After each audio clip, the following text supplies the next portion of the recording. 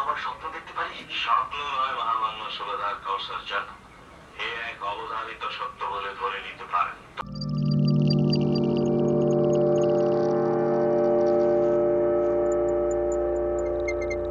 এটা রাখাল বন্ধু। হ্যাঁ, রাখাল বন্ধু সিনেমা, এটা স্বাধীনতা পূর্বকালের সিনেমা, সম্ভবত 1968 সালের সিনেমা। আবারও সেই ইবনে মিজান, হ্যাঁ, যার কথা আমরা বলছিলাম, ইবনে মিজান মানে ভীষণ রকম একটা জনপ্রিয় সিনেমা সেই সময়কার, রাখাল বন্ধু। যদিও এই সিনেমাটার মূল কাহিনী কিন্তু ইবনে মিজানের নিজের না, ইবনে মিজান এখানে স্বীকারও করেছেন। তবে এটার কাহিনী যে উনি মডিফাই করেছেন, উনি আমাদের যে বাংলা লোকজ বিভিন্ন কাহিনী আছে তার সাথে ব্ল্যান্ডিং করেছেন এই সিনেমাটার মধ্যে, এবং ব্ল্যান্ডিং করে উনি এই সিনেমার কাহিনী সংলাপ রচনা করেছেন। এই কাহিনীটা মূলত পঞ্চদশ ষোড়শ শতকের নাট্যকার, মানে ক্লাসিক নাট্যকার উইলিয়াম শেক্সপিয়রের, উইলিয়াম শেক্সপিয়রের ম্যাকবেথ অবলম্বনে।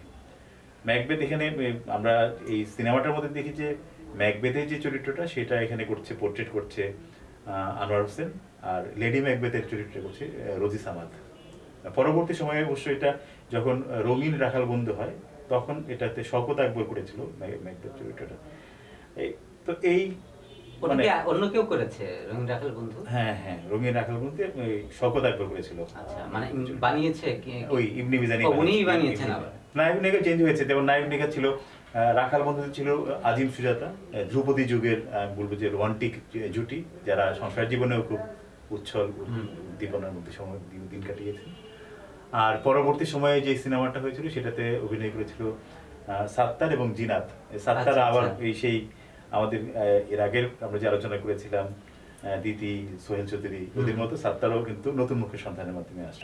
সাত্তার তো বোধহয় এই ধরনের সিনেমা বেশি করেছে, সাত্তার এই ধরনের সিনেমা বেশি করেছে, যেটা নাকি। এবং শুধু তাই না, মানে এই সুজাতা, আজিম, এনাদেরকেও বলা হয় যে ফোক যুগের, স্বর্ণালী যুগের, ওনারা 50টার অধিক সিনেমা, ফোক সিনেমা করেছেন। আচ্ছা আচ্ছা। এবং যেই কারণে সুজাতাকে মানুষ বেশি করে চেনে সেটা হচ্ছে রূপবান। আচ্ছা আচ্ছা, সেই রূপবানের মাধ্যমেই চেনে। এবং আমাদের এমনও শুনেছি যে আমাদের তৎকালীন যারা বড় বড় লিডার, ইভেন আমাদের প্রধানমন্ত্রী, উনিও সুজাতাকে দেখলে বলতেন কি আমাদের রূপবান চলে আসছে, এরকম একটা বিষয় আর কি। তো উনি বেশ জনপ্রিয় কারণে। তো এই ইবনে মিজান, যেই আমাদের, আমি সেদিনও বলেছিলাম ফোক ফ্যান্টাসির আমি বলবো রাজা ইবনে মিজান, সেই এই ফোক ফ্যান্টাসি উনি এটার মধ্যেও করেছেন, রাখাল বন্ধু। যদিও শেক্সপিয়রের যে আমরা যে গল্পটার মধ্যে যেটা দেখি, এখানে মানে নায়ক অন্য একটা রাজ্যে চলে যায়, সেখানে গিয়ে সে কি কি করে অত ইন ডিটেল নেই। এই সিনেমাটার মধ্যে রাখাল চরিত্রটাকে উনি নায়ক বানিয়ে দিয়েছেন, না ওইখানেও নায়ক, কিন্তু এখানে নায়কটাকে উনি প্রমিনেন্ট করে দিয়েছেন, সেখানে নায়িকা একটা অ্যাড করে দিয়েছেন, এবং এটাকে একটা বিস্তারিত করে।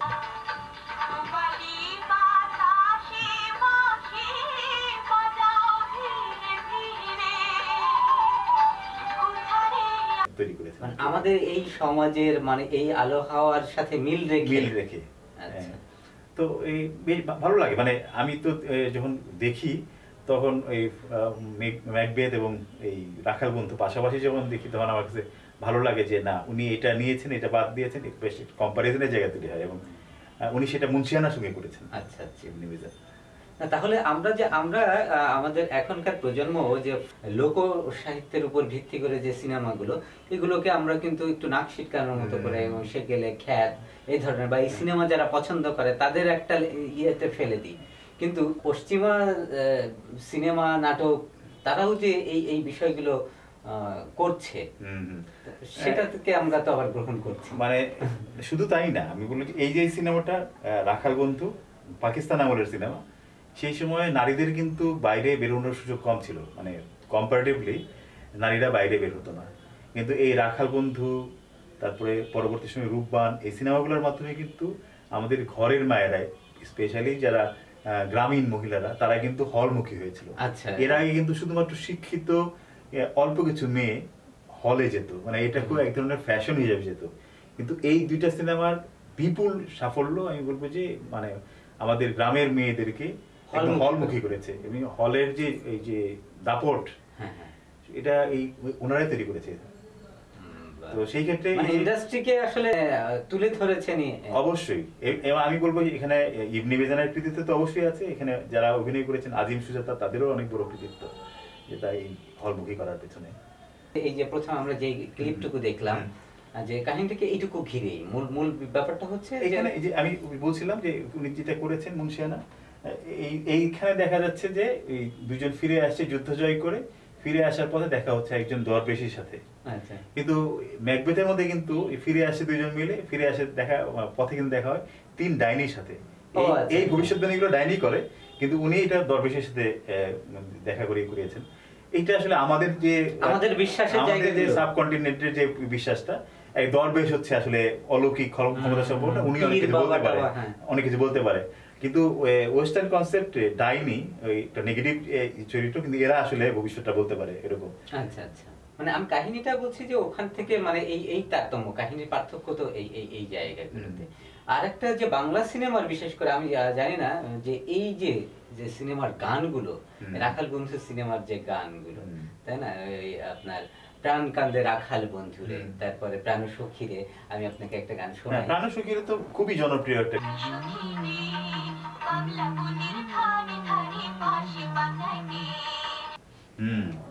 সেই স্বর্ণালী যুগের গান।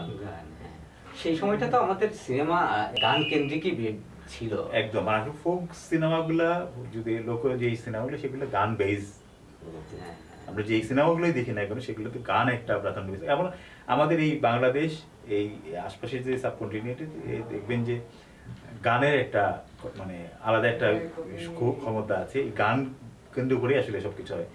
আমাদের ম্যাম গীতিকার কথাই বলেন না কেন, গীতিকার মধ্যে দেখবেন পুরোটাই গান, এরকম ভাবে কিন্তু এটা আমাদের গান আমাদের রক্তের সাথে মিশে আছে। তো এই সিনেমাগুলোতে সেই জন্য গানের একটা প্রাবল্য, গানের